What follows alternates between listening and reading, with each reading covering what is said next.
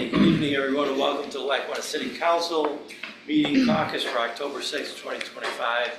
And again, the caucus is an opportunity for the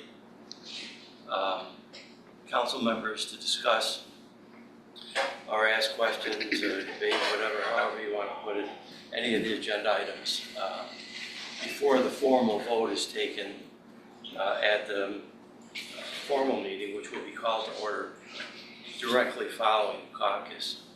To that end, the first several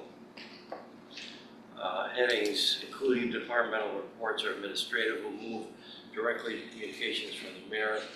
Mayor, follow item number 4, request City Council approve hiring an additional code enforcement officer. The retirement of Ms. Turner from that department would allow her position to be repurposed with a salary of $56,747, nearly equal to Ms. Turner's position. Ms. Turner's position was budgeted for in the current fiscal year, so it's covered. Council members have any questions or comments on item number 4? Yeah, Go ahead.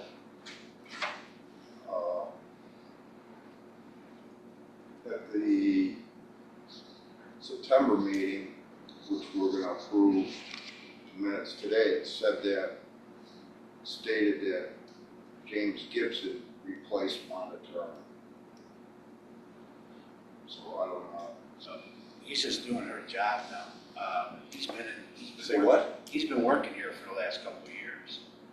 No, 2 years, at least a year. almost.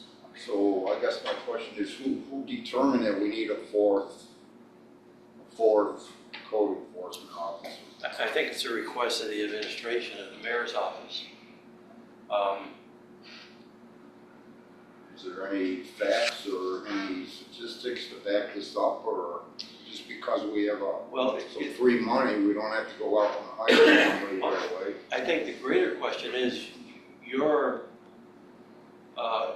comment implied that the position might have been filled by the Gibson individual, right? That was your point. Are you aware of this, Aria? Yeah, so I think to be clear with respect to Mr. Gibson, and I apologize, I'm not sure exactly how long he's been employed by the city. I know he predates my employment with the city, but I think he had kind of assumed a majority of Ms. Turner's responsibilities, although he's not a new employee. I believe the request for a fourth code enforcement officer comes from the mayor's office, and I believe the mayor, spoke with or worked with the director of development on that. And I apologize, Chuck probably would have a little bit more information in terms of the need, but I know that code enforcement is very busy. They work full days, yeah, and they're out on the streets pretty much all day, every day. So, Council President? Why didn't they put the fourth one in the budget that we just started like 8 weeks ago? Well, that may be a good point, but it's moot at this point, right? I know the stuff was off a lot, so maybe that's why they were behind. I don't know. Whatever. Yeah, I don't even know if it's an issue of being behind. I just think they've got so much ground to cover, and they don't have the manpower to cover it. So this one, I know there was talk about adding another individual. This is going back some time ago, and it was never a position that was put in the budget. But this is an opportunity. I thought in discussing it with the mayor that this would be an opportunity to move in that direction. Wasn't that when the third code enforcer was introduced to the department? What do you mean? Because there was Scott and Steve, and then there was a long period where they wanted an additional code enforcement officer, and then they satisfied that need, Yeah. bringing them up to 3 with Wanda's position, and then adding James on board as well as as administrative for Chuck. He's a secretary to Chuck, right? Yeah. Okay. Grace? Prior to Mr. Gibson's arrival, in his position was Amanda Kuznai, and she left and James replaced her. Yeah, as secretary to Correct, Chuck. and then when Wanda left, he absorbed Wanda's tasks. Okay, now is that approved by the? Is there a a union issue here covering Not that I'm- additional duties. Not that I'm aware of, Council President, and I think Ms. Kushnai's responsibilities, again, although she predated my employment, were more related to the title, Chuck's role as Public Informations Officer, and I think Wanda was primarily assisting the code enforcement, Director of Development side of things. I do know that the code enforcement officers, you know, I'm not aware of any of them being on an extended leave or anything like that. I know that they work very hard all day, every day, and they are, you know, it's a source of revenue for the city, so I think that's part of the. There was a point where one of them was off for medical reasons. But I think we did approve, per the request of Chuck Clark, that he needed help in his office, and we approved that position for a secretary, and apparently that's now expanded to what Wanda used to do. I don't know how those roles will be solidified, but it'd be interesting, we should probably look at formalizing that. Otherwise that could cause I don't know if it'll cause a problem, but an issue may come up in the future for the building inspectors not having someone like Wanda there, in case Gibson is no longer there or no longer fulfilling her duties. Yeah, Something to consider and look at, I think. Yeah, it's my understanding Mr. Gibson has assumed her duties Yeah. at this time. So is the department satisfied with having just James? Is he able to fulfill the demands that Wanda would normally cover?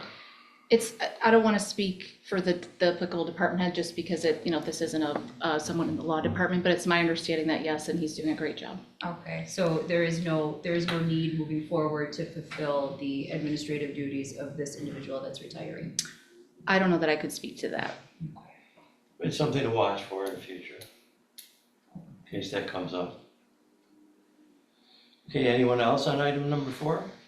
I would just wish that we would have a little bit more backup. We need, why do we need a fourth one? I mean, show us, some Yeah. facts or some statistics or. More communication would be appreciated, I'm sure. How urgent is fulfilling this position? Is it something that we could table and get more information on, just so we know that we're not spending prematurely? Then again, supposedly, they gotta go for training and. We're not spending any extra money, it's the same salary. Yeah, I would just note that I think the communication to the council, there is an October 24th registration deadline for the 2025-2026 Code Enforcement Officer Basic Training Program. So I think that was the reason for putting it on the agenda for today's meeting. Okay. Anything else on that item number 4? If not, moving on to communications from citizens, item number 5, another communication from Madam Houston. I initially, in considering this, told Grace to put it on the agenda.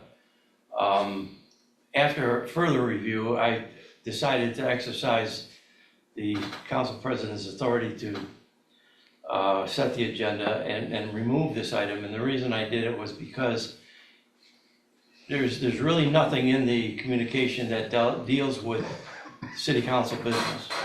And I think more importantly, to entertain and put on the agenda any communication that comes from the citizens or any other entity for the sake of addressing the council, if it's not pertinent to our business, could open a floodgate here and could cause a problem in the future. So I exercised that authority in pulling this off of the agenda for the council's consideration for either receipt or file or any further action, which didn't appear to be necessary anyway. Any council member have any comments on item number 5, since it's been pulled off the agenda, or the fact that I pulled it off the agenda? If not, moving on to tabled items, remember, again, Mr. Mewson sent a request to address the council. He wasn't here the last meeting, so a motion was made to table just in case he got caught up somewhere else and wanted to come in today to address the council, he would have that opportunity. I'm suggesting we take it off the table and receive and file it, unless he, of course, comes in, in which case he'd be given some time to communicate whatever he wishes to communicate. Any comments on that tabled item? If not, then I will formally call the meeting for October 6, 2025 to order. Pledge of allegiance. I pledge allegiance to the flag of the United States of America and to the republic for which it stands, one nation, under God, indivisible, with liberty and justice for all. Thank you. City Clerk, take the roll, please. Maflahe? President. Anderson? Here. Moretti? Here. Sirdike? President. Morano? Here. Law Department? Here. Comptroller? Here. Recreation? Here. Development and Marketing, Public Works, and Public Safety have all been excused. Okay, thank you. Hearing from citizen, we have Francesca from Buffalo Clinical Lab. Hello, Hello, Francesca, for the record, we need your full name and address, please. yes, Francesca Gibney, 63 Dorrance Avenue, Lackawanna, New York, 14213. Thank you. You have the floor. Thank you. Okay. I will not hold everyone long. I do appreciate you all for giving me the time tonight. I don't have an ask, more so an announcement of services and expanded services. I am the founder and co-owner of Buffalo Clinical Lab and Drug Testing Center. We provide essential services for drug treatment court. Thank you, Council President, for establishing drug treatment court. It's a huge asset to the community. We are currently working with Judge Siskowski and Judge Barbara Lee Johnson in Buffalo Court. And right now, we have noticed a uptick with certain substances used. We would like to expand our services and provide community resources. So this is just to announce that we are available for health fairs or school events. We can provide the necessary information based on the contamination of substances and fentanyl use currently occurring right now. Well, Francesca, thank you very much. I